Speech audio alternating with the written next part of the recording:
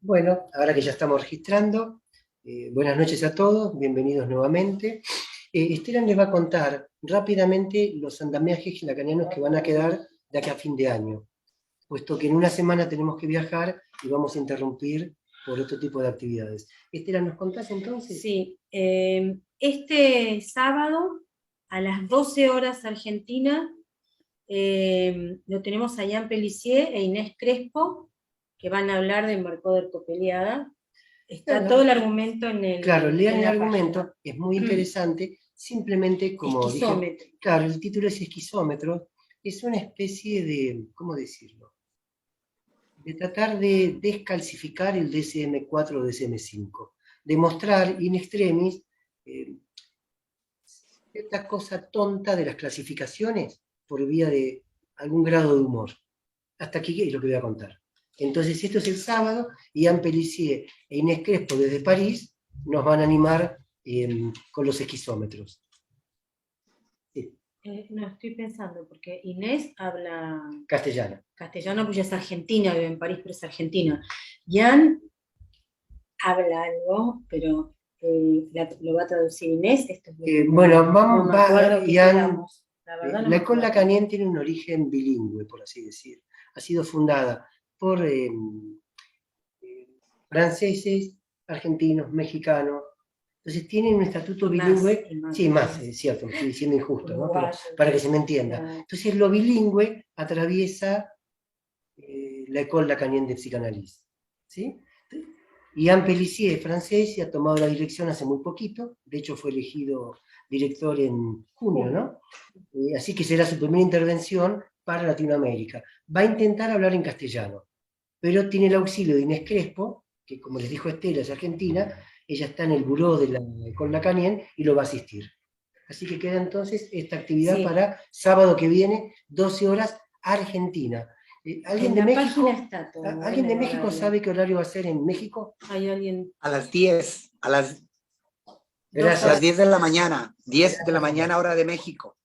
Sucede que sí, para el domingo, perdón, porque este domingo 29-30, a partir de las 2, 3 de la mañana, vamos a estar 3 horas de diferencia con respecto a Buenos Aires. Perfecto, para las próximas.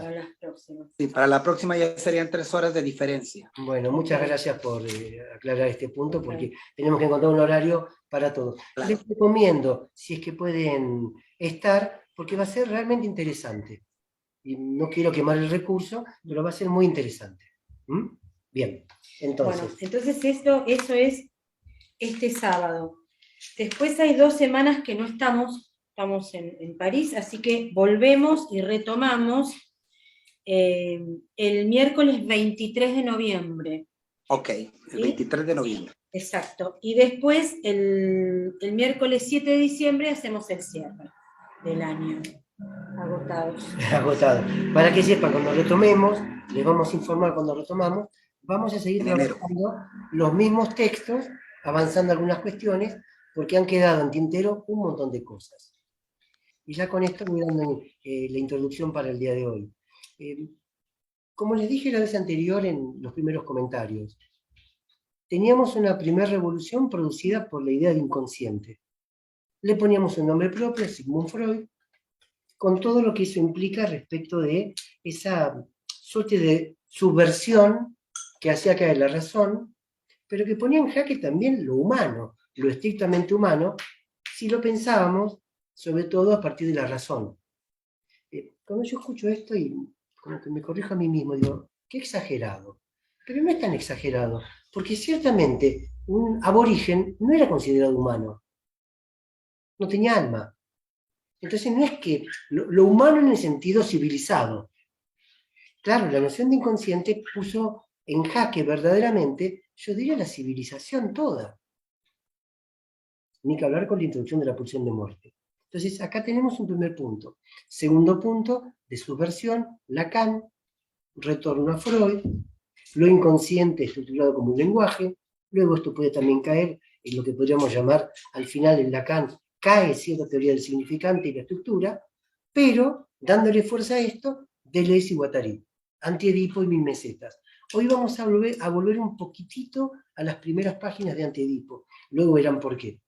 Y ahora, recientemente, el libro de Eduardo Kohn, que fue el libro que de alguna forma impactó en andamiajes lacanianos, dando cierto aire nuevo, cierto aire fresco, porque tengo la sensación que los conceptos tienen como una especie de vida corta, como que mueren pronto, y es necesario volver a darles vida. Y a veces para volver a darles vida tenemos que utilizar otros nombres que de alguna forma resignifican lo mismo y lo vuelven a poner en un terreno vivo. Es decir, que hablaremos acá de la semiosis viviente. Los árboles piensan, los bosques piensan, esto lleva directamente a la noción de una semiosis viviente, y si arrima un poquito más una ficha, un pensamiento viviente. Y si quiero arrimar un poco más todavía, hacia un psicoanálisis vivo. Como si uno pudiese decir, finalmente el yo es algo que está muerto, una especie de esqueleto muerto. ¿Por qué? Porque está siempre como detrás del acontecimiento, como caído. Entonces esta propuesta de Eduardo Kohn nos vuelve a poner sobre el tapete inconsciente, lo humano, más allá del humano, pensamiento, lenguaje. Quienes tengan el libro y lo hayan profundizado van a ver que está hablando de un pensamiento simbólico, está hablando de un pensamiento con índices, él dice lo indicial, y un pensamiento icónico, que es fantástico para poder pensarlo, para poder ir más allá de pensar el famoso parletre, que lo teníamos limitado al ser que habla. Miren ustedes la fuerza de esto. A partir de que ustedes leen el libro de Kohn, a partir de que ustedes con nosotros acá pensamos un bosque que piensa, inclusive que habla. Entonces, cuando Lacan habla del parletre, ¿a qué se refiere? ¿Al ser humano, a lo que habla, al lenguaje mismo? Quizás por eso Lacan nos dice el hablante humano, y lo reduce a lo que habla, aquello que habla, el ser que habla. De esta dimensión es de lo que estamos hablando. Bueno, voy a detenerme acá porque hoy tenemos un poquito menos de tiempo y le voy a pedir a Estela que empecemos con el epílogo. Quienes veo que tienen el libro, vayan a la página, por favor, si lo quieren seguir la lectura, 307.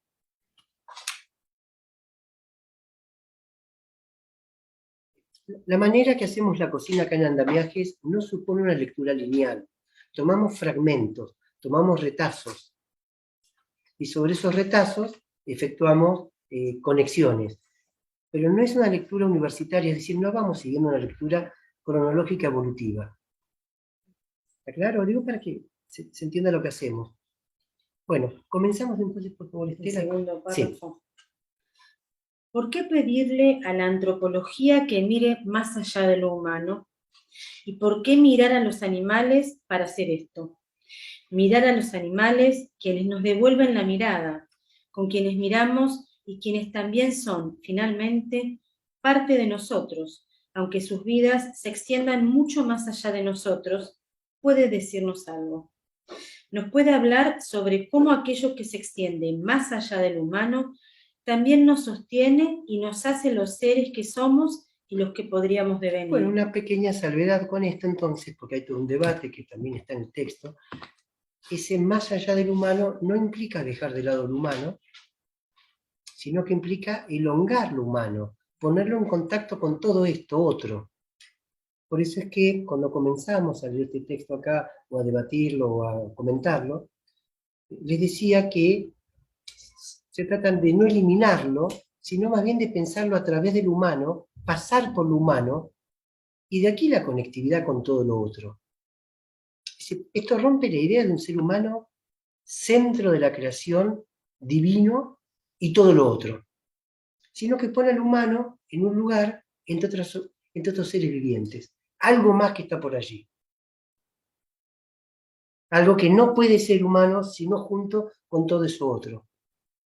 Y algo que, al mirar eso otro, y siendo mirado por eso otro, una especie de estadio del espejo, pero que uno pensaba entre la mamá y el bebé, aquí sería entre lo humano y los animales y la foresta, que va interactuando y formando un nosotros absolutamente abierto, no cerrado sobre sí mismo. Dense cuenta con esto que cae esa distinción yo, no yo. Sería una suerte de nosotros permanente. Yo me ayudo para pensar esto con el rizoma. Son conexiones rizomáticas que transformamos y nos transforman.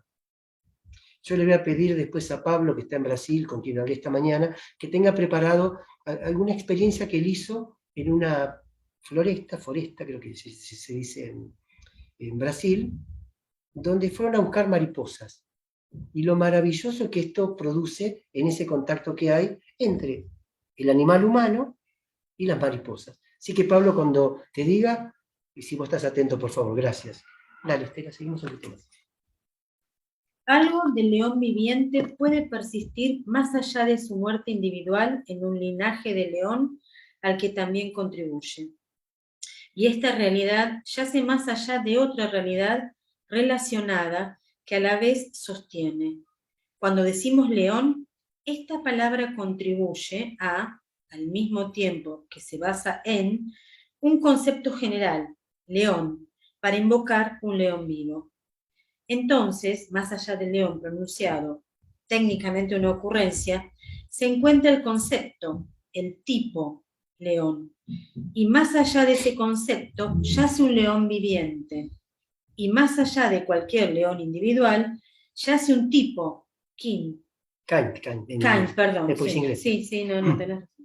En el sentido de espejo o linaje. Un león que a la vez emerge de y sostiene las muchas vidas de estos muchos leones. Claro, sería un león de un león, de un león, de un león, de un león, donde finalmente habría una continuidad de tal manera que si bien muere uno, siempre está conectado con otro, con otro y con otro y con otro.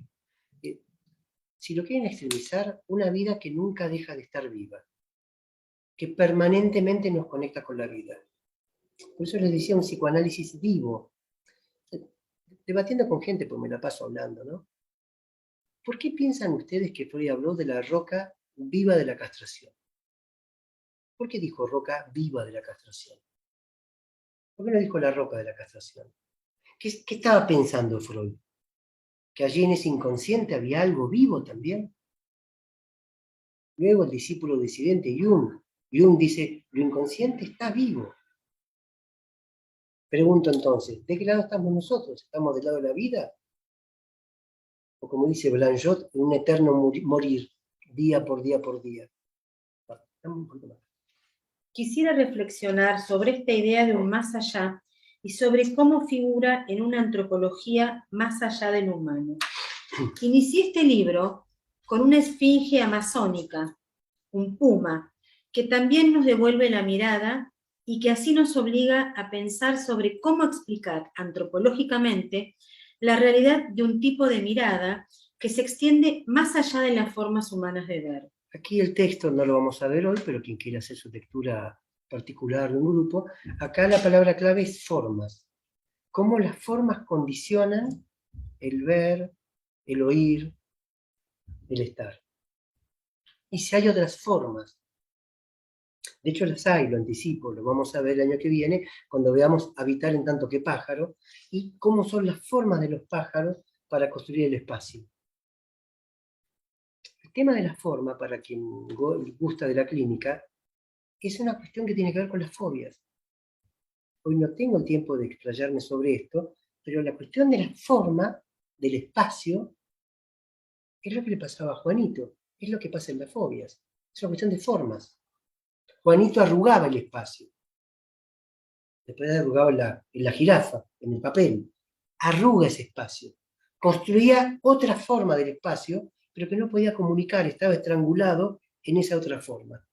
Yo traigo esto, como les dije varias veces, porque parece tan alejado de lo que hacemos a cotidiano, y sin embargo es tan cercano, mucho más de lo que pensamos. Bien. Esto me llevó a repensar el enigma que la esfinge de la antigüedad le planteó a Edipo. ¿Qué anda en 4 patas por la mañana, en 2 al mediodía y en 3 por la noche? Y abordé este acertijo con una pregunta propia. ¿qué diferencia hace que la pregunta de la esfinge se plantee desde algún lugar, ligeramente, más allá de lo humano? ¿Cómo piensan los bosques? Investiga etnográficamente por qué es importante ver las cosas desde el punto de vista de la esfinge.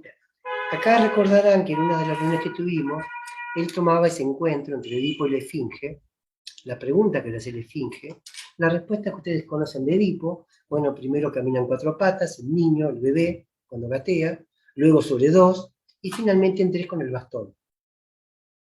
Esta es la respuesta que le hace que puede dar sobre el acertijo que la esfinge le hace Edipo, y lograr entonces sacársela de encima. Pero acá da un pasito más todavía. Porque la respuesta que da Edipo es desde el lugar del humano. Ahora, ¿qué pasa si hacemos la pregunta desde el lugar de la esfinge? Dice acá, que él lo hizo, voy a poner mis anteojos, desde una esfinge amazónica, un puma. Si ustedes recuerdan, decían que a un puma había que mirarlo de frente, porque si no te comía, que el puma debía reconocer en esa mirada un otro puma. Bueno, esa es la mirada del puma. Ahora, cuando uno se sitúa en el punto de vista de esa otra mirada, uno cambia completamente el espacio donde uno está. Y esto es fantástico. Nos pasa con las mascotas en casa. Uno le mira a los ojos y de repente uno se pierde en esa mirada. Casi puede quedar del otro lado. Recuerdo una película, no sé si la han visto, ¿Quién quiere ser John Malkovich? Una película que andaba por este lado, de cómo Malkovich podía ver el mundo y cómo entrar a esa otra mirada para ver el mundo desde otro lugar. Los amantes del psicoanálisis, por supuesto que Lacan trabajó la cuestión de la mirada, anamorfosis, la cuestión que habíamos charlado de la lata en el mar. Él dice, estoy viendo una lata, pero no sé si la lata me mira a mí. Bueno, este es el punto. Pero él toma el ejemplo de la esfinge, pero situándolo desde el punto de vista de la esfinge. Casi les diría que esto es un ejercicio para hacer.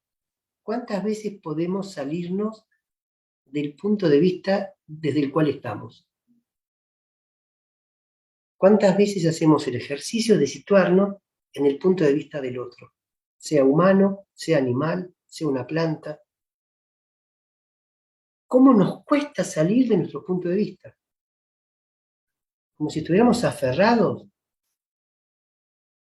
a una suerte de identidad fija que nos impide esa maniobra de desterritorializarnos y reterritorializarnos en la mirada que nos mira. Porque esto es el devenir. Acá se entiende el devenir de Deleuze y Guattari. Devenir animal, devenir niño, devenir mujer, devenir invisible. Devenir insecto. En el caso de Kafka, por ejemplo. Vamos con tu. Esa esfinge, sí.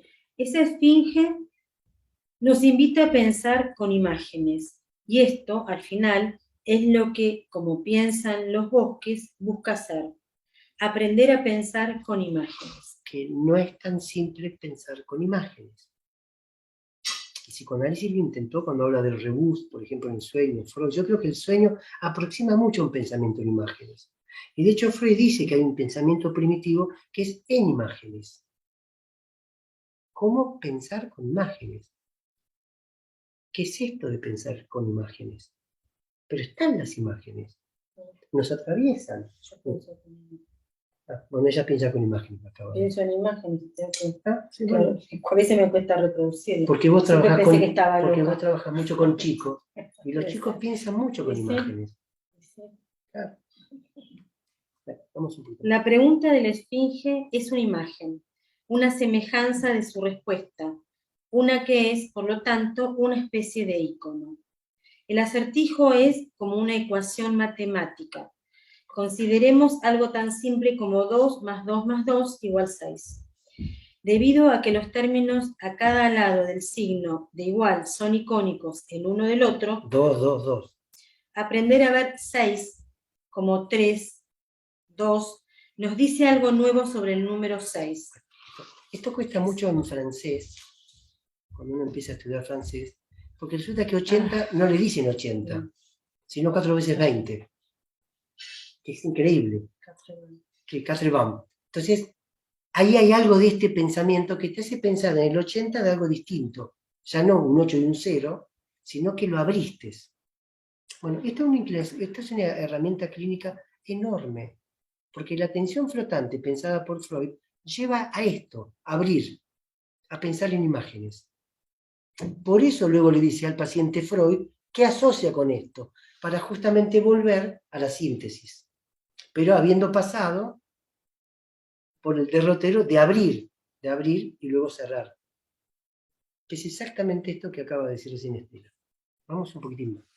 Podemos aprender algo por medio de examinar la forma en que la pregunta de la esfinge, en cuanto ícono, nos impele a notar cosas nuevas sobre la respuesta de Edipo, el humano.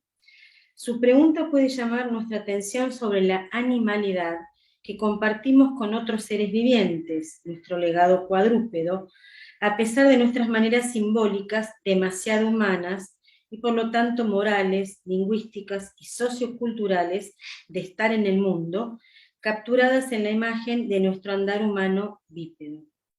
Y nos puede ayudar a apreciar qué tienen en común el tipo de vida que se extiende más allá de lo humano, 4 por la mañana, y el tipo de vida que es demasiado humana, 2 al mediodía, aquel anciano con su bastón de 3 patas que podríamos aprender a apreciar como mortal e inmortal, sí mismo y objeto.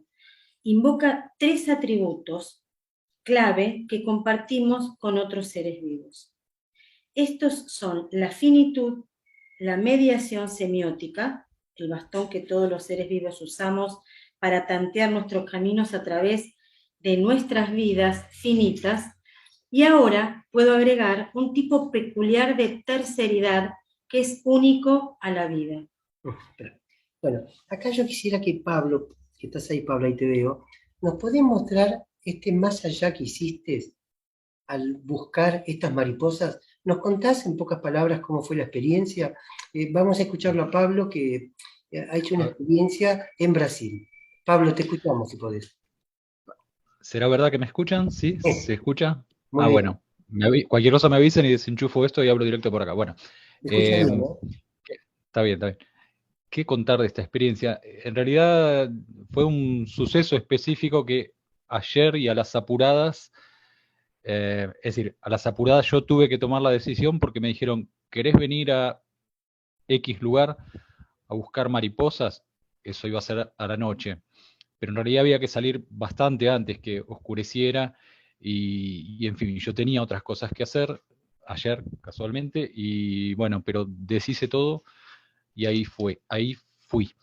Fue maravilloso. No sé exactamente qué contar, pero para mí fue como un regalo. Además, yo hace tiempo ya que quería pasar por esa experiencia. Quien me invitó, ya hacía 2 años, medio que venía yo hinchando, él prometiendo, sí, sí, sí, sí, bueno, pero ayer me escribió, me invitó y ahí fuimos, éramos 3. La tercera persona es quien llevaba un generador de luz para que, no sé si vieron por ahí o saben que poniendo un paño, una tela blanca en medio de la floresta o en algún lugar bastante oscuro, esa luz atrae principalmente mosquitos y si hay mariposas de la noche, también mariposas. Bueno, en el camino me dijeron que no se sabía si iba a haber éxito, pero también por algunas cuestiones que refieren al estado de la luna nueva, o sea, no hay luz de luna y eso hace que no compita con la luz que nosotros le íbamos a poner. Bueno, no sé si se entendió, pero las condiciones prometían para que vinieran los bichos. Yo voy a poner compartir pantalla, a ver si funciona esto, y les muestro con qué me encontré. Ah, deshabilitado, ¿no? Dice acá. No, espera, ya te habilito. Ya te habilitamos. Ah, bueno, Yo creo no hay que problema. está habilitado, pero me fijo. Sí, no. A ver, ahora si lo tenés, Fíjate, Pablo. por favor. A ver. Creo que sí, ¿eh? Vamos a Ustedes ver. me lo explicaron, no sé si lo hice bien. A ver. Ahí parece que sí. Esto lo llega. Compartir. aquí, ahí está, ahí va, se Perfecto. encamina todo, creo que sí. Bueno, les voy a mostrar con qué me encontré, insisto, no sé exactamente qué contar, pero sí que No sé fue si, una hola cosa. Pablo, no sé si se está compartiendo porque me veo yo en la pantalla. Sí, ahora que estoy viendo. Ah, listo, ahí cambié, ahí cambié, ahí Ahora cambié, sí, ahí perfecto, cambié. ahora sí. Ahora sí. Bárbaro. O sea, estaba compartiendo, pero lo mismo que ya veíamos. Bueno, entonces les comentaba que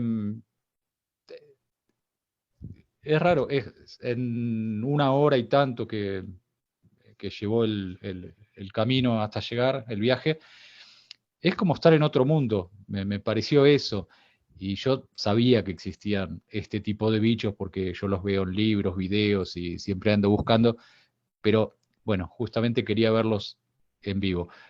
Con mucho entusiasmo, con la promesa que era un buen día o una buena noche para encontrar estos bichos, pero sin la certeza.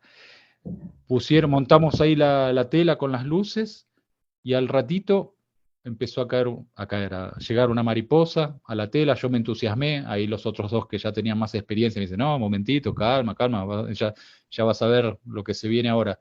Y aparentemente cada especie, o bueno, algunas especies también tienen su horario, porque no es que vinieron todas juntas, vinieron de a poco, pero en determinado horario empezaban a caer de tal especie. Venía una, otra, y se llenaba de una especie. Al ratito venía otra y así se iban sumando. Pero, bueno, se ve, ¿no? La pantalla. Sí, se ve. Voy pasando fotos así de a una. Esto no se ve, no se ve de día normalmente. Bueno, no sé dónde vive cada uno, pero uno no acostumbra a ver estas cosas de día. De noche tampoco es común. Es decir, si uno llega a la floresta y quiere ver la variedad de mariposas que ya les muestro, no es tan fácil, porque para encontrar cada una en una hoja diferente, así en la floresta, hay que estar un tiempo, bueno, tener mucha suerte y tener una buena cantidad de paseos por la floresta. Pero esta cuestión de la luz las atrajo y nos encontramos con estas cosas.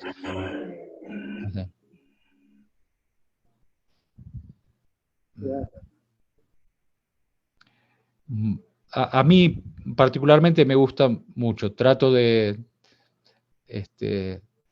no sé, a veces creo que me pongo un poco pesado con estas cuestiones, pero hay a quienes les gusta también. Ahí se ve, bueno, la parte, no sé si dice interior, pero estamos viendo la mariposa de frente, no nos está dando, no la espalda, sino, este, ah, bueno, había unas bastante grandes, del tamaño, sí, prácticamente de la mano. Este tipo de mariposas, esos ojos que se dejan ver, los sacan a relucir, es decir, corren las otras alas cuando se sienten un poquito amenazadas o cuando alguien las manosea un poquito, ¿no?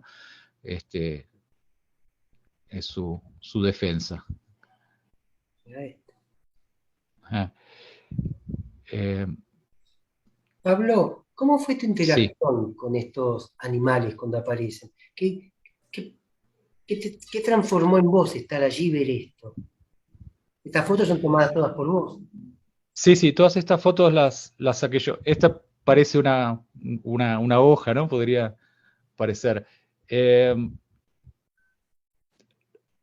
¿Qué se transformó? No, la palabra, estaba fascinado y muy entusiasmado porque a mí, además de ver estos bichos, me gusta sacarles fotos. Y estaba, digamos, se cumplían todas las condiciones.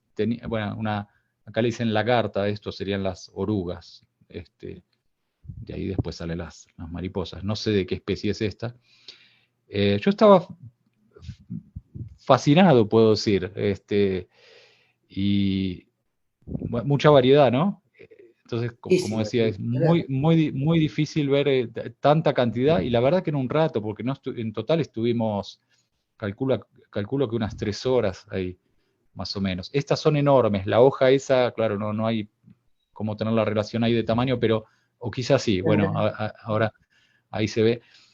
Está bien, mi cara por ahí no es una cara estándar de una persona contenta, pero les juro que estaba muy feliz ahí. Eh, a ver si se llega a ver. poco de video. Bueno, está demorando ahí. Una vez que las mariposas llegan, primero vienen un poquito agitadas. Las Y mariposas se después acercan a la se luz. acercan a la luz, son atraídas por la luz. Y estando ahí se tranquilizan, se quedan colgadas, vamos a decir así, en la tela. Y una vez que están quietitas ahí, sí uno puede agarrar, si quiere hacer una foto como las que vieron, antes que sacarles directamente en la tela. Ya cuando están más calmas o calmadas, no sé cómo se dice, ya uno las puede manipular un poquito sin problema y sin dañarlas tampoco. Ahí hay una variedad bastante grande, incluso unas chiquititas que se ven ahí. Hay unas que son minúsculas, que no son estas. Perdón, el ruido ese es del generador que estaba dando la energía para la luz. Bueno, me encontré con esto. Yo, bueno, creo que no lo podría hacer. ¿Cómo se llama esa actividad? Submarinismo, no se llama así. Los que hacen... Sí, que van abajo el agua. Sí, Sí. ¿cómo se llama? Lo que Pero hacen me da la los impresión buzos. que... Eso mismo. Yo veo las fotos, las filmaciones, los videos de lo que se encuentra debajo del agua. Es otro mundo, realmente, las criaturas que hay por ahí. Y bueno, algo de eso también me parecía estar viviendo ayer con estos bichos. No sé si en tal grado, pero yo quedé maravillado. Y es raro porque voy a sacar esto para... Y es en un ratito, qué sé yo, cuando volví a la hora y tanto, ya estaba de vuelta en mi casa. Y entonces fue como una especie de sueño, ¿no? Porque me transporté ahí, en medio de la floresta. Era un camino de tierra que conduce a un parque, bueno, a una reserva. Y ahí instalamos las cosas para que se produjera todo esto. Es sorprendente la vida que hay más allá del humano. Mucho, mucho, mucho, o mucha, sí. Eh, Porque además, Pablo, me da la impresión, por lo que veo, que sí. ciertos sueños que uno tiene también tienen estas formas extrañas, Ajá. nuevas, distintas. ¿Qué es esto que vemos? Bueno, en realidad lo puse esto en esta carpeta. Hoy, esto es muy reciente, una imagen que me sorprendió bastante hoy.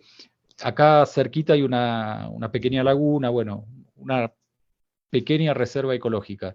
Y yo doy siempre una vuelta a la laguna a ver qué encuentro. Estos lagartos, acá se llaman teyú, no sé si en Argentina es el lagarto obrero, quizá algo así, no importa. Cuestión es que con el calor empezaron a aparecer de diferentes tamaños, pero siempre el teyú. Hace unos días habían nacido unos gansitos que andaban revoloteando por ahí, quedó uno solo porque estos lagartos se los comieron. Yo no vi esas escenas, pero me contaron los que trabajan ahí. Pero lo que sí vi hoy, llegando, veo un lagarto que está camino a lo que yo sé que es un nido de gansos. Pero, no, iba a ser un chiste pésimo, pero los padres gansos no estaban cuidando el nido y el lagarto entró, lo más pancho, y pasó esto. Permiso, voy a poner un video de 10 segundos y yo me encontré con esta escena que la filmé, a ver si se puede ver.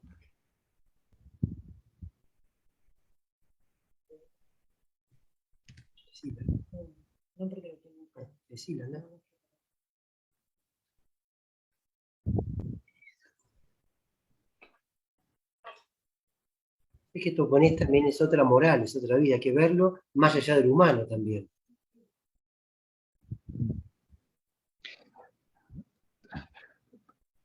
Finalmente consigue salir por ahí. Ahí está. Y bueno, ahí se fue con el huevo y paré de filmar y le saqué algunas fotos que después voy a ir publicando por ahí. Pero bueno, es una cosa que también me pareció fascinante. Alguna cosita cada día me encuentro por ahí dando vueltas. Gracias de nuevo por tu aporte, Pablo. Cuando hablé con él esta mañana, me comentó todo esto, me parecía que hablando de la foresta, de los bosques, que era algo fantástico para poder compartir y ver ese más allá, que si no queda solamente en un libro. Uno puede ver ahora la tapa del libro, por ejemplo, la edición castellana, que les decía que no tiene el aborigen que tiene la edición francesa, que sí lo habíamos mostrado la otra vez, que es una lástima que no esté, pero entre ambos podemos ver prácticamente lo que Pablo recién nos mostraba, ese más allá que tiene formas distintas, pero que está vivo, tan vivo como nosotros, y que produce este intercambio. Por eso cuando yo hablaba esta mañana con Pablo, lo veía maravillado por esto que él había vivido. Así que bueno, muchísimas gracias, Pablo, ¿eh? Seguimos entonces con la lectura, Estela.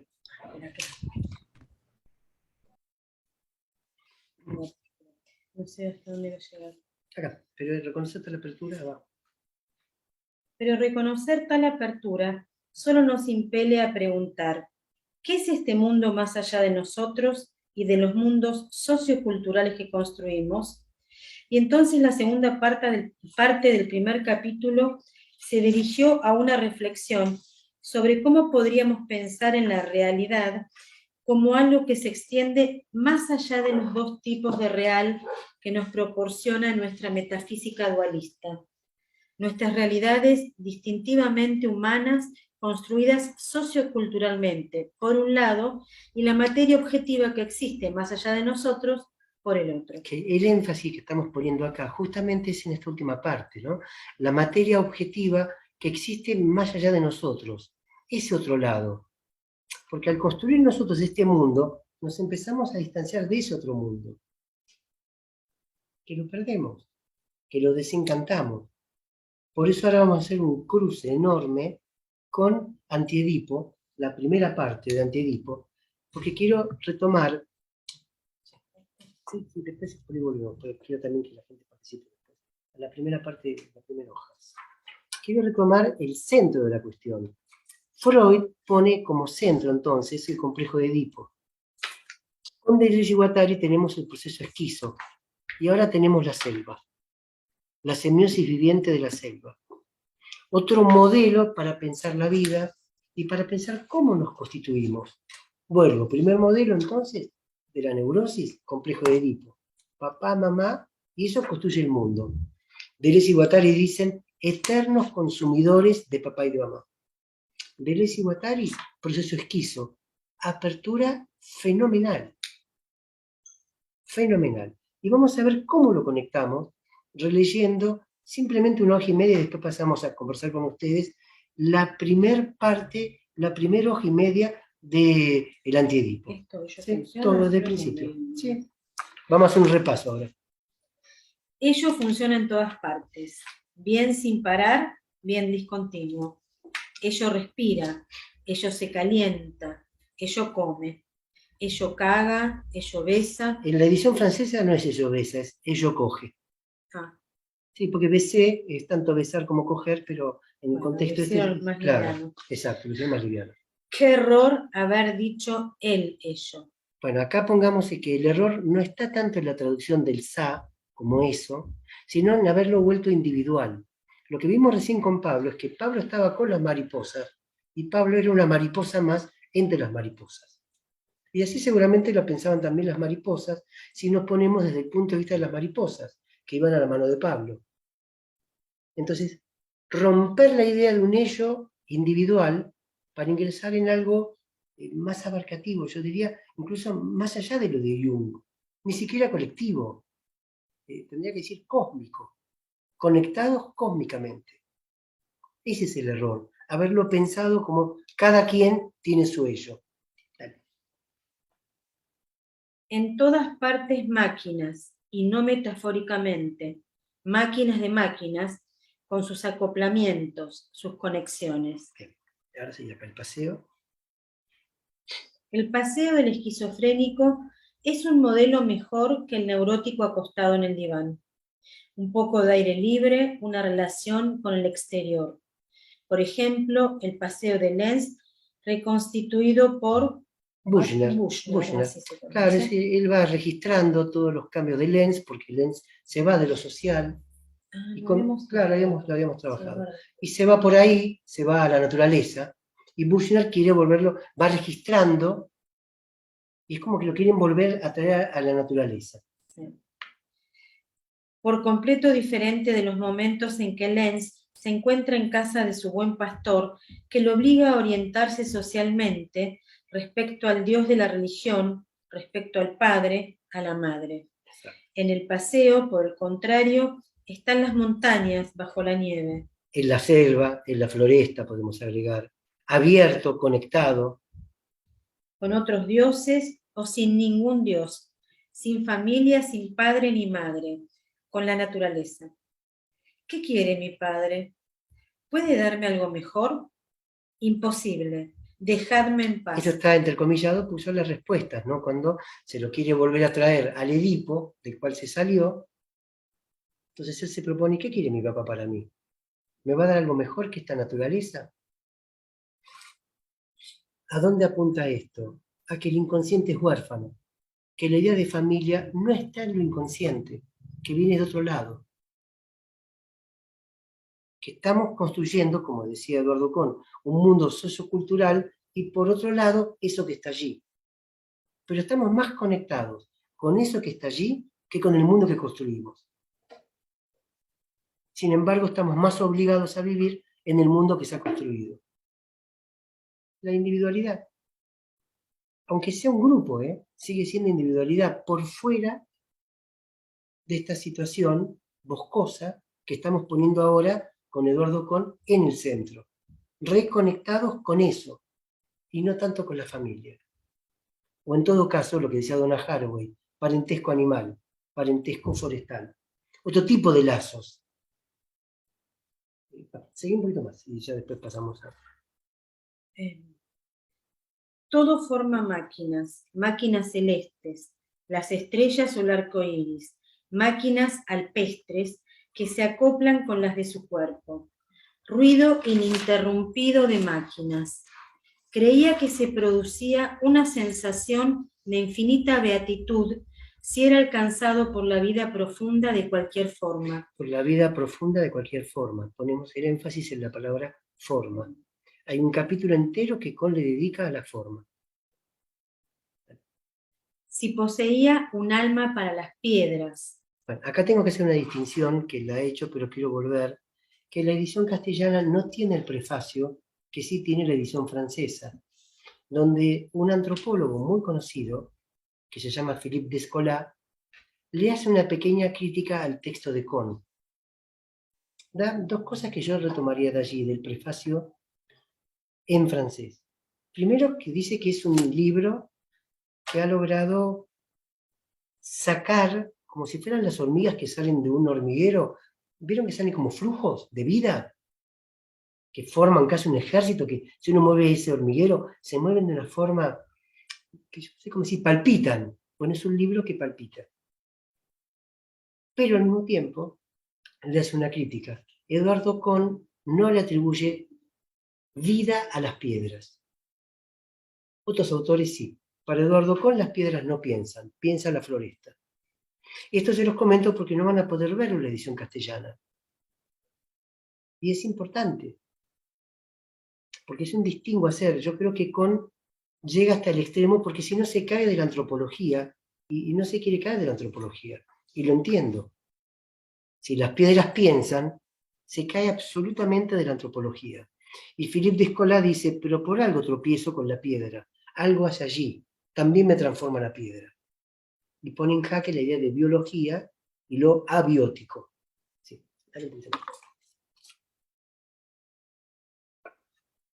creía que se produciría... Sí, claro. Creía que se produciría una sensación de infinita beatitud si era alcanzado por la vida profunda de cualquier forma. Si poseía un alma para las piedras, los metales, el agua y las plantas, si acogía en sí mismo todos los objetos de la naturaleza, maravillosamente, como las flores absorben el aire con el crecimiento y la disminución de la luna. Ser una máquina clorofílica o de fotosíntesis o por lo menos deslizar el cuerpo como una pieza en tales máquinas. Lenz se colocó más allá de la distinción hombre-naturaleza, más allá de todos los puntos de referencia que esta distinción condiciona. No vivió la naturaleza como naturaleza, sino como proceso de producción. Con diremos de producción semiótica, de una semiosis viviente, de algo que tiene un sentido sin necesidad de que nosotros le atribuyamos un sentido. Ya lo tiene, porque los animales piensan, porque los animales representan. No tiene que venir el ser humano a darle sentido a lo que ya tiene sentido. Y cuando el ser humano viene a darle sentido a lo que ya tiene sentido, se pone en posición de Dios. Y se sale de la naturaleza. Lo que Lenz hace en este paseo esquizo, es entrar a ser parte de la naturaleza. Bueno, yo creo que gran parte de la afección que llamamos neurosis es porque nos salimos de la naturaleza. Es porque rompemos este lazo con la naturaleza. Es porque nos desconectamos de todo este infinito vivir que tenemos al alcance de la mano. Quizás no haga falta ir a la selva, aunque obviamente estando en la selva uno siente esa sensación. Pablo decía que su cara no lo mostraba, pero yo que lo conozco, mostraba estar absorto completamente en ese lugar donde empiezan a aparecer mariposas, como dando la bienvenida. Le pedí a Pablo que diga esto para que no quede solo como un texto donde uno imagina las cosas. Efectivamente ocurren, están. Un poquito. Ya no existe ni hombre ni naturaleza, únicamente el proceso que los produce a uno dentro del otro y acopla las máquinas. En todas partes, máquinas productoras o deseantes, las máquinas esquizofrénicas, toda la vida genérica, yo y no yo, exterior e interior, ya no quieren decir nada. Esto es lo que Kohn dice cuando se pone del lado de la esfinge. Cuando uno se pone en el lugar del otro, la distinción yo no yo se pierde. No tiene sentido de ser. Y se abre un mundo absolutamente otro y diferente, que a mí me parece que los chicos lo hacen naturalmente. Esa transitividad entre los chicos, eso que decimos a veces que no tienen freno inhibitorio, que chocan con el cuerpo del otro, esa forma de lazo corporal que a veces volvemos a ver en la etapa adulta de la danza, y nos sorprende, porque estamos todos envasados, casi sin contacto con el otro. Y creo que la pandemia ayudó bastante a salirnos y a aislarnos. Y creo que todavía no ha terminado en muchas cabezas la cuarentena. Seguimos aislados. Un poquito más y ya comentamos. ¿Comitiva? Sí, eso quiero decirlo. Sí. Comitiva del paseo del esquizo, cuando los personajes de Beckett se deciden a salir. Y acá vamos a ir. Quería llegar a Beckett porque está diciendo cuando los personajes de Beckett se deciden a salir. Cuando Eduardo Kohn se decide a ir a la floresta. Lo valioso del libro de Kohn es que es una experiencia de campo. Fue y puso su cuerpo allí. Les aclaro que estoy haciendo una reducción brutal, me tendrían que castigar casi. Antes de Kohn está la abuela, que ya está viviendo en Ecuador, que prácticamente escapa del fascismo italiano. Ella es judía, italiana, y tiene que refugiarse en Ecuador. Pero ya hay una abuela, como alguna vez leímos, como dijimos la abuela de Kensamburoe, que está preparando ya, con mito historias, toda una construcción fantástica, que luego permite que Kohn arribe a ese lugar. Y pueda encontrar no un verde de una selva, sino la vida en ese verde. Y haga esta propuesta de una antropología más allá del hombre, que a mí me gusta pensarla como un psicoanálisis más allá del hombre. Y si ustedes recuerdan, cuando comenzamos este año a trabajar, trabajamos más allá del principio de placer, que es otra forma de ir más allá del hombre, del humano, del placer, del sentido aristotélico del humano. El hombre busca el placer. Y Freud viene a decir, no, busca algo que está mucho más allá del placer, que no está tomado por el placer. Así que esta es la propuesta de hoy, porque no hay mucho más tiempo, y abrimos a ver quién quiera participar, decir cosas. A partir de este momento los escuchamos.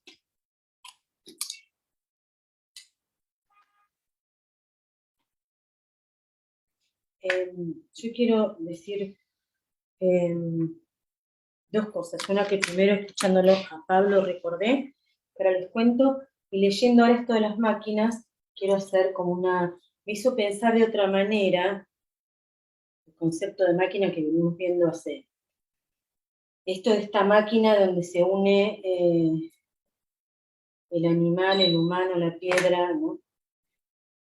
Recién le mostré a Eduardo, así medio de costadito, un video que yo filmé, estábamos en Estoril, que queda ahí, cada arriba de Lisboa, que era un día así medio de lluvia, estábamos en una playa que estaba casi vacía. Yo amo bueno, entre tantos animales, a las gaviotas. Entonces empezó a venir una, dos, tres, yo empiezo a sacar fotos. En eso veo que vino, no sé si se dice, creo que se dice bandada. Eran infinitas, parecían. 100. Y pasaron todas así por delante nuestro, para allá, entonces nos damos vuelta, y un señor, levantando la mano, nunca supe qué le daba, y ellas venían y comían de su mano. Fue un instante mágico, único, y ahora pienso que era una máquina eso. Bueno, yo lo tengo filmado, la verdad que no sé cómo compartir la pantalla, no. Desde el celular. Desde el celular, no sé cómo hacer. Pero fue una imagen donde se vio claramente eso. Ahora me doy cuenta que era eso que vivimos, que a mí me llenó el alma. No podía dejar de mirar. Lo que dice recién Estela es el efecto para mí de estas lecturas. Que en un instante, como un punto de almohadillado, se resignifica toda una teoría. Ella acaba de pensar yo fui de la Pablo, noción de máquina, y a máquinas. claro, hice toda una... bajo una línea que ya no queda como un concepto abstracto. Si bien se habla de máquinas abstractas, me estoy como contradiciendo, Sí, bueno. pero que tiene como decía del león, el concepto león, el león vivo, el concepto máquina abstracta y el concepto máquina maquinal, donde esas gaviotas comían. Yo acá no llegué. ¿Dónde estaba la mano del hombre y dónde estaba el pico de la gaviota? No, era una cosa increíble. La foto de Pablo, volándole la gaviota, claro, Pablo. ¿dónde estaba tu mano, Pablo, y dónde estaba la mariposa? Esa es la noción de máquina, exactamente. Y si quieren arrimar el bochín, ahora que me entusiasmo, es la noción de pulsión. La noción de pulsión en Freud es una máquina que no cesa, que no frena, que sigue, que sigue, que sigue, que sigue. Es como el alimento de la máquina. Es maquínica esa concepción. Eso es lo que nos pasa. ¿Ustedes se preguntan por qué estamos vivos? ¿Ustedes se preguntan por qué nos tenemos que mover? ¿Por qué no nos podemos quedar quietos? O sea, a veces en un estado depresivo, ¿no? Pero, ¿qué hace? ¿Por qué nos tenemos que mover? ¿Qué es aquello que nos impulsa? ¿De dónde viene esta energía maquinal que nos maquina permanentemente y que nos pone como parte de una máquina? Cuando Estela recién dijo la mano, el pico, ya no se podía saber si era el hombre, si era la gaviota, si era el viento, si era el alimento. Esa es exactamente la noción de máquina en Deleuze y Guattari. No es mamá y el bebé, no es de dos individuos, es de un pecho y una boca. Esto es fundamental. Es de un pecho y una boca independizado de una organización. Por eso hablan de cuerpo sin órganos. Que esto es lo que cuesta pensar. Es una máquina de succión, la boca, que se acopla a otra máquina, que tiene un flujo, que es la leche, que lo corta, y no se acaba allí, porque ese flujo ingresa al estómago, y luego se vuelve una máquina de cagar. O sea, máquina de máquina de máquina. Lo contrario a pensarnos como una unidad.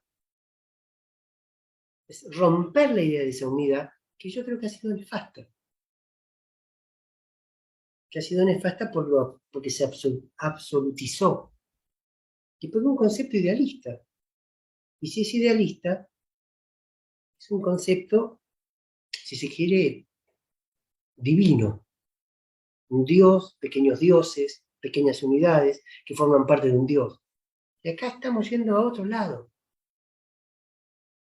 Díganme ustedes si la noción de inconsciente no apunta justamente a esto.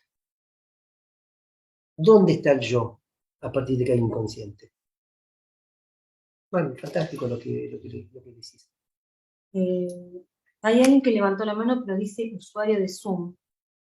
Y que no sé si levantó la mano realmente o... no estaba No, bueno, quien tenga Bueno. ganas de decir algo, lo escuchamos. Sí, Alicia. Hola, Ahora Alicia, Ahora sí, Alicia. el micrófono. Sí, no sé si hay alguien que levantó la mano ahí, No, dice. ya está, no. Vos. Ajá. Bueno, escuchar estas experiencias, ¿no? Y esto que le preguntás a Pablo, que experimentó con esto, en esta experiencia, ¿no?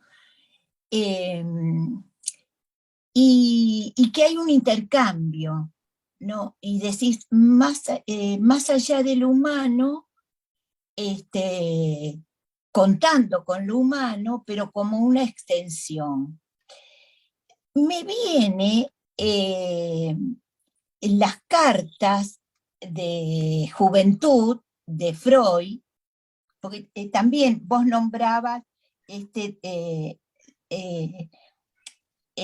la roca, ¿no? La roca de la castración, este acercamiento, ¿no? de Freud. Y pensaba en las cartas estas de juventud de Freud, de 16 años, con Silverstein, que para estudiar el castellano toma el coloquio de los perros. Sí, completamente. El coloquio de los perros. Y en las cartas, que yo tengo un librito sobre las cartas, son cartas donde expresan estos jóvenes los sentimientos. Y toman,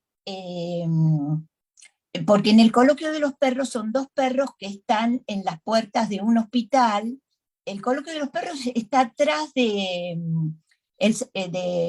Quijote. Es un coloquio. Lo interesante, y eso lo marcaba en un momento a Luz, que no se trata de una fábula. Los perros se asombran de tener la posibilidad de la comunicación del lenguaje. Y en las cartas, para estudiar el castellano, el español, ellos utilizan los nombres de Cipión y Berganza. Berganza es Edward Silverstein, el otro joven, y Freud, el de Cipión. Y las cartas es interesante porque expresan sentimientos como privados, entre ellos, ¿no? Son las cartas. Inclusive es interesante porque en las cartas está el voy, el vos, el voy con I latina, y bueno, y me parecía que además ellos fundan una academia, ¿no? Y es interesante, parece, las siglas son, bueno, ellos terminan la carta y dice, tú Cipión, o querido Berganza, ¿no? Y las cartas abajo las firman SSS. Pensaría, parece que la primera, porque no sé bien la traducción, pero es en alemán, escuela, Schul, no sé, speech, y no me acuerdo cuál otra sigla, por eso firman SSS. O sea que en ese coloquio, en esas cartas, ¿no? mucho antes de que fuera el padre del psicoanálisis, ¿no? Antes de cartas del bachillerato. Digamos, Y bueno, este intercambio, ¿no?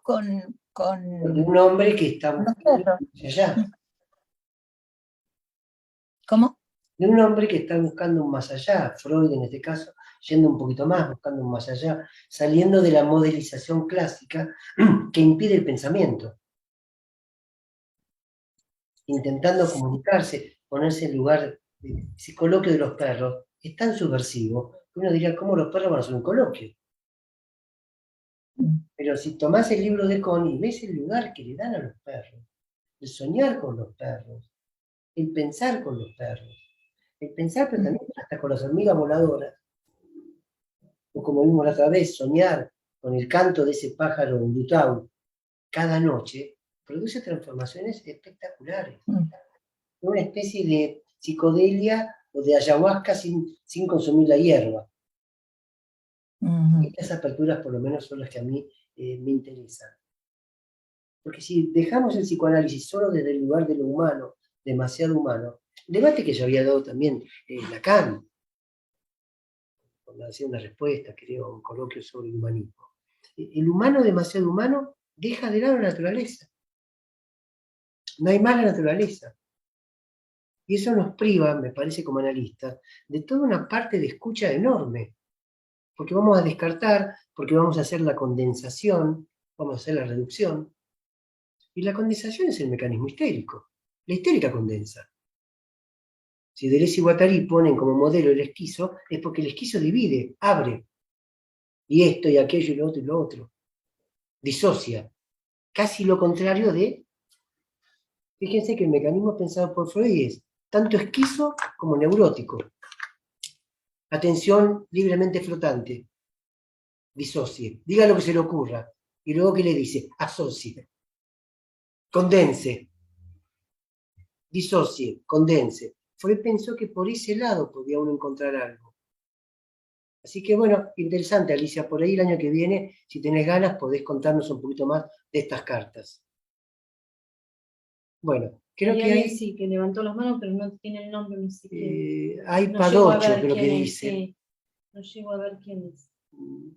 Creo que sos vos. ¿Cómo era tu nombre? ¿Quién es? No. Ahora. Hola, soy Gabriela Agüero. Gabriela. Córdoba, sí. Buenas noches para todos. Hola. Bueno, estaba pensando mientras escuchaba en Pablo con las mariposas, en una experiencia buceando a 25 metros bajo el mar, con un grupo de mantarrayas enormes, unos platos, parecen platos voladores, ¿no? A tal punto que si van por arriba de la cabeza de uno y hay sol, se hace como una nube, ¿no? Se oscurece. Bueno, estábamos en un grupo, con un grupo de mantarrayas enormes. Yo miraba para todos lados y realmente desaparezco. La sensación que yo he tenido, el sentimiento es que desaparezco de mí misma y pensaba en este sentimiento más que de placer, de beatitud, que decía Estela recién, porque en un momento una de las mantarrayas se detiene y uno las diferencia por los puntos negros que tiene en la panza, en la parte abdominal. Ese es el rostro de las mantarrayas. Ninguna mantarraya tiene el mismo punteado. Y hay una que se detiene frente a mí y se pone como vertical y empieza a bailar. Yo digo a bailar, ¿no? Yo para mí estaba bailando, como si fuera una danza de vientre. Bueno, yo ahí desaparecí y me filmaron y yo estaba con los brazos abiertos, como si fuera la mantarraya, y le imitaba el movimiento bajo el agua, como si fuera una oscilación del cuerpo, ¿no? Como una danza. La verdad que la experiencia es, realmente la palabra que me sale es alucinante, porque cómo transmitir esto, lo que yo he sentido, y la verdad que es como un estado de beatitud donde sí puedo decir que yo desaparecí y lo único que hice fue dejarme enseñar por la mantarraya cómo se movía y yo intenté hacer el mismo movimiento, ¿no? Creo que esta es la pulsión también que vos haces referencia, Eduardo, ¿no? Esta pulsión de vida, ¿no? Cuando vos decís cómo explicarlo, no se puede testimoniar. Claro, claro. No es un testimonio que estas cosas que parecen, no sé, metafísicas o existen, están y producen efectos. A Sí. tal punto producen efectos que hay muchos psicólogos que trabajan con animales para trabajar con autistas. Bueno, con los caballos. Equinoterapia. Un amigo mío lo hacía en Israel con delfines, que parece que el delfín captura y logra algún tipo de lazo. O sea, fíjense que si uno toma pensamientos laterales, el autismo ya no podría ser denominado como tal, como algo que estaría por fuera de la comunicación, sino en otro rango de comunicación. ¿Y cuánto ganaríamos abriendo estas cuestiones? ¿Y cuánto ganamos dejando de lado la interpretación en sentido simbólico y pudiendo simplemente abrir a otro tipo de conectividad? Que pasa Con en otros seres. Con otros No seres. solo con los humanos. Claro, pero digo, también en el consultorio hay otras formas también bueno, sí. de abordaje que no pasan exclusivamente por un lenguaje simbólico. Que creo que esta es la ganancia, esto es lo que, por lo menos en la clínica, como decía Hugo Cardoso que decía que después de haber leído Rizoma, ¿te acordás? Le había cambiado su clínica. Y así lo he escuchado en mucha gente. Que es de una apertura fantástica. Contrariando el ritornelo permanente de inconsciente, pulsión, transferencia, repetición. Que no está mal, que hay que conocerlo, hay que conocer ese recorrido, pero miren cuánto se abre cuando uno se anima a ir más allá del humano. Por eso yo pensaba, bueno, el psicoanálisis no tiene por qué quedar dentro de lo antropocéntrico. Si en el fondo la noción de pulsión, la noción de objeto pequeño A, no tiene nada que ver con lo humano. ¿Qué tiene que ver el objeto A con lo humano? El mismo Freud, cuando habla de la cosa, dice que está por fuera del mundo, que es una realidad muda. Si está muda, no tiene lenguaje, cuando habla de la cosa. O sea, andan por ese lado también, porque son lectores de Schopenhauer, de Nietzsche, porque son lectores de Lello, que venía también de Nietzsche, y de Grodek. O sea, hay una gran apertura. ¿Por qué nos hemos formado solo con una versión humanística del psicoanálisis? Y además edípica, que lleva a buscar como una especie de equilibrio entre papá, mamá y el niño. ¿Y cuánto se pierde de estos instrumentos tan ricos? Lo que Estela decía, ver esa máquina ahí funcionando. Cuando vos hablas de eso, me recordó lo que Lacan dice respecto del montaje de la pulsión, elementos heterogéneos, para poder representar de una manera la pulsión, dado que no se puede representar. Creo que poner una dínamo en el cuerpo de una mujer y una pluma que acariciaba ese cuerpo, como para poner algo de la energía erótica en juego quizás. Y maquinar cómo se estaba moviendo. Por eso digo, estos textos permiten volver a hablar de lo mismo, pero con aire nuevo. Yo tengo la sensación que los textos de psicoanálisis se van muriendo, que la repetición incesante de los conceptos los termina fatigando. Y había pensado en la idea de conceptos Valdemar. Valdemar es un personaje de un cuento de Edgar Allan Poe, que probando una droga para no morir, se mantiene vivo a pesar de que su cuerpo se va pudriendo. Y a veces ciertos conceptos repetidos dan la impresión de conceptos muertos y de un psicoanálisis muerto. Pero que existe. Claro que sí, insiste permanentemente. Bueno, lo insiste. Claro. Claro, por temor a pensar, porque da vergüenza decir algo que se corra un poco del modelo, porque enseguida no sos psicoanalista, como si hubiera quien tenga la chapa de lo que es ser psicoanalista y lo que no es ser psicoanalista. La danza con las mantarrayas no tiene nada que ver con el psicoanálisis. ¿Por qué no? Es una experiencia que te transformó. Si a partir de ese momento algún analizante te dijera, yo hablé con un pez, y vos entenderías que hay una posibilidad de comunicación, que no es un delirio, que se conectó, que conexionó. Bueno, no quiero abrirlo, no tenemos mucho más tiempo hoy. Son las síntesis disyuntivas de Deleuze y Guattari y Antedipo. ¿Qué son síntesis? Conexiones, disyunciones, registro, producción, consumo. Es también lo que hace Eduardo Kohn cuando dice el bosque está encantado. No sé quiénes recuerdan de ustedes esta poesía de Baldomero Fernández que dice 70 balcones y ninguna flor.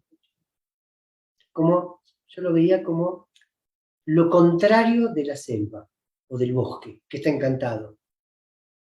Y Baldomero Fernández se pregunta, dice, ¿cómo no hay una flor en 70 balcones?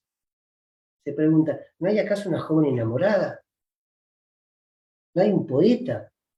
Dice, si ustedes no aman las flores, no van a amar los pájaros, no van a amar la vida. Entonces, ¿qué efecto tiene el vivir en ciudades? Cuando son ciudades que cada vez están más llenas de concreto. Bueno, sabemos que Juanito, que vivir en Viena, le fue todo un problema para él. El alejarse, digamos, de los animales. Y todo lo que pasa con las fobias. ¿Por qué mayoritariamente es con animales? Porque hay algo de esto que se está jugando. Entonces decía, no son conceptos por fuera de lo clínico. Le cortamos y amputamos a los niños los vínculos con los animales.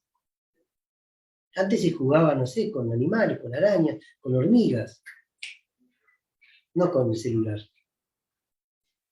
Yo me acuerdo, creo que una vez lo conté y ahora, justo ayer, yo hablo con una chica de 17 años, creo que es su segunda vez que viene conmigo porque vino cuando tenía 4, por primera vez en unos añitos y después ahora retomó. Y el otro día le recordaba que ella quedó como asombrada porque no lo recordaba, que a esa edad ella quería tener un perro y sus padres se negaban absolutamente. Su abuela tenía perros en una casa quinta y ella amaba a los perros, los nombres y todo. Entonces su juego favorito apenas entraba al consultorio era que ella era el perro. Y el juego repetitivo era que yo tenía un frisbee, esos círculos que... Entonces Eso que se tiraba sí, el se tiran. Yo se lo tiraba y ella en 4 patas iba corriendo con la boca, lo agarraba y me lo traía. Y después yo tenía que hacer como que la llevaba a pasear y le daba de comer, ella se ponía así y me lamía. Y ese era su juego favorito, ¿no? Y el otro día se lo comenté y no se acordaba para nada, pero se reía porque decía, sí, yo siempre amé a los perros, y ahora tiene unos perros, ¿no? Pero esta conexión que tienen con los chicos, y muchas veces los papás, que no tienen tiempo, porque no les gusta, no les permiten. Ella lo encontró hacer algo, bueno, jugando ella que ella era el perro, ¿no? En esta cada vez me convenzo más que la llamada patología no es un hecho individual, no es el fracaso o el éxito de un mecanismo de defensa. Es algo colectivizado, de sistema. Por eso en Antedipo el subtítulo es esquizofrenia, como subtítulo, ¿no? Y capitalismo y esquizofrenia, o polo paranoico. Hay toda una construcción que no puede ser pensada simplemente como un mecanismo de defensa, que falló, o que no logró esto o lo otro. Es esta suerte de estar por fuera de toda la vida, que me parece que nos condena a estar del lado de lo muerto. Somos pequeños Valdemares, muriendo, deseando vivir. Sí, creo que hay otra mano. Sí. Gracias, Gabriela, como siempre. Creo que es Marco Antonio. Marco Antonio. Que no tenés el nombre, Marco Antonio. Pero ahora sí te veo. No te escuchamos, el micrófono. Con lo que se ha hablado, me acordaba cuando Lacan plantea justamente de lo del inconsciente como transindividual, y también esto de cuando decía el inconsciente, a propósito de lo vivo del inconsciente, no es ni no es, sino que se encuentra en estado de realización. Claro. Entonces, ¿qué es todo eso que lo suscita para que haya una producción discontinua del inconsciente, como le pasa a esta chica, por ejemplo, en el consultorio y que juega a ser perro, Es decir, ¿qué es todo eso que suscita esa presencia discontinua y que nos puede hacer entablar diálogo con la naturaleza, ¿no? Ese era el comentario. Ah, fantástico su comentario. Me parece, Marco Antonio, que le terminamos teniendo miedo a la vida. Pensando que tememos morir, lo que en realidad tememos es vivir. No hay nada que dé más miedo que vivir. Ese es el punto. Estamos sedientos de vivir, pero claro, da miedo, porque estamos perdiendo cada vez más nuestro contacto con lo vivo y cada vez más refugiados en una coraza, en una especie de exoesqueleto calcificado que nos da protección, pero que no nos deja vivir. Existir es el medio para vivir. Existir solo no sirve para nada. Omar. Sí, es un comentario breve. La sesión pasada, si mal no recuerdo, Eduardo, planteabas la pertinencia de encantar la vida. Sí. Si recuerdas, encantar la vida. Y yo lo pensé, cantar en la vida, atrevernos a cantar en la vida, pero le agrego algo más, cantar en y con la vida. Y esto lo relaciono con lo que planteó la persona de las mariposas y lo que comentó la persona de las mantarrayas, encantados en la vida y con la vida. Cantar es ese testimonio que de alguna de otra manera, al no haber referentes de esa experiencia, como quiera es algo transmitible y entendible. Gracias. No, gracias a vos, Omar. Fantástico. Sí, bueno, aportan ahora en cantar. Cuando trabajemos, digamos, habitar en tanto que pájaro, vamos a ver la función del canto para un pájaro y cómo construye espacio cantando. Pero también en nuestras vidas cantar construye espacio, hace lugar. Y muchas veces cuando uno canta, pierde el miedo. Sí, exactamente. Fantástico lo que decís, sí. Cuando se le canta al bebé, cuando se le canta al bebé. Sí, la función que tiene en nuestras vidas, la música, el canto, toda esta cuestión, cierta cuestión de un canto universal, digamos, las cosas hacen música, pero no la escuchamos. Las máquinas en Deleuze y Guattari son máquinas musicales en realidad. Son máquinas que al hacer ruido hacen música, pero una música que no estamos acostumbrados a escuchar. Solamente escuchamos cierta música. Por eso Pascal Quignard había escrito ese libro tan fantástico, El odio de la música o a la música, diciendo que la música había sido una de las pocas artes que se prestó al exterminio. Por ejemplo, la música de Wagner, utilizaban en los campos de exterminio. Y que hay otra música que no está tan regulada, pero que también es música. Podríamos quedarnos toda la noche, pero no hay tiempo. Las experiencias de John Cage, que mete el silencio en la música. Y todas esas experiencias de música, ahora en París van a ser toda una experiencia de música no tradicional, que al principio te choca escucharla, porque el oído se acostumbra a un tipo de escucha, de forma musical, y descartamos cuando las cosas se corre de forma. Pero el psicoanálisis cuando empezó lastimando los oídos. No fue algo bien recibido el psicoanálisis. Fue una música fea, molesta. Nosotros hemos nacido ya con 100 años de psicoanálisis, 50, 60, pero cuando Freud hablaba de psicoanálisis, no era un discurso bien recibido, era un discurso rechazado. Y quienes tenemos cierta antigüedad en la profesión sabemos que de entrada el psicoanálisis no estaba bien mirado. Era como que lo importante era para la psiquiatría y la pavada para el psicoanalista. Pero la cosa seria, eso va al psiquiatra, porque medica, porque adapta. Después con el tiempo uno se fue dando cuenta que estamos en el mundo al revés. Bueno, lamentablemente no nos queda mucho más tiempo. Les pedimos disculpas hoy, pero creo que hay una pregunta más y si no, después terminaríamos. Están, no sé, Alicia y Gabriela. No, pero ella ya hablaron. Gabriela ya está y Alicia también. Bueno, entonces Quedaron. como tenemos que dejar acá invitados para este sábado, quienes quieran participar, va a ser en la línea de lo que venimos trabajando.